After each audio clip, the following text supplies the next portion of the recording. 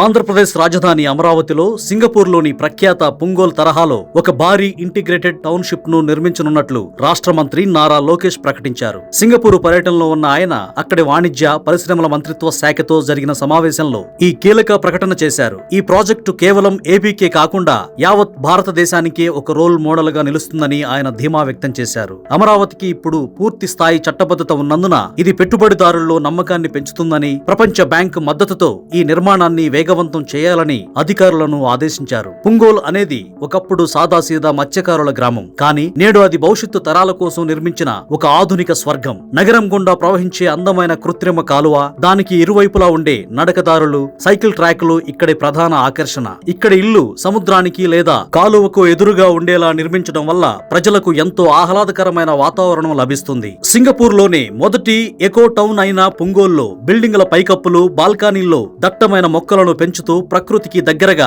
నగరాన్ని డిజైన్ చేశారు. ఈ టౌన్షిప్ ను డిజిటల్ డిస్ట్రిక్ట్ అని కూడా పిలుస్తారు. ఎందుకంటే ఇక్కడ ప్రతిదీ స్మార్ట్ టెక్నాలజీతో నడుస్తుంది. ఇక్కడ చెత్తను సేకరించడానికి రోడ్ల మీద ట్రక్కులు రావు. భూగర్భంలో ఉండే వ్యాక్యూమ్ పైపుల ద్వారా చెత్త నేరుగా సెంట్రల్ కలెక్షన్ పాయింట్ కు చేరుతుంది. దాదాపు అన్ని భవనాలపై సోలార్ ప్యానెల్స్ ఉండి ఉమ్మడి సౌకర్యాలకు కావలసిన విద్యుత్తును అందిస్తాయి. అలాగే వీధుల్లో జనం లేనప్పుడు లైట్లు ఆటోమేటిక్ గా డిమ్ అవ్వడం, సెన్సార్ల ద్వారా పార్కింగ్ మరియు ట్రాఫిక్ సమాచారం తెలుసుకోవడం వంటి స్మార్ట్ ఫీచర్లు ఇక్కడ ఉన్నాయి. ప్రజల జీవన శైలిని సులభతరం చేసేలా ఇక్కడ బిజినెస్ పార్కులు, యూనివర్సిటీలు, నివాస ప్రాంతాలకు ఆనుకునే ఉంటాయి. దీనివల్ల ప్రజలు ఆఫీసులకు నడుచుకుంటూనే వెళ్లే వీలుంటుంది. టౌన్షిప్ ల లోపల ప్రయాణించడానికి ప్రతి నివాస సముదాయాన్ని ప్రధాన మెట్రో స్టేషన్ తో కలిపే లైట్ రైల్ ట్రాన్సిట్ ఉంటుంది. నగర నడిబొడ్డున ఉన్నా సరే అడవిలో ఉన్న అనుభూతిని కలిగించేలా పార్కులను, పక్షుల సంరక్షణ కేంద్రాలను డిజైన్ చేశారు. సరిగ్గా ఇలాంటి అంతర్జాతీయ ప్రయాణాలతోనే అమరావతిలో కొత్త టౌన్షిప్ రూపుదిద్దుకోనుంది.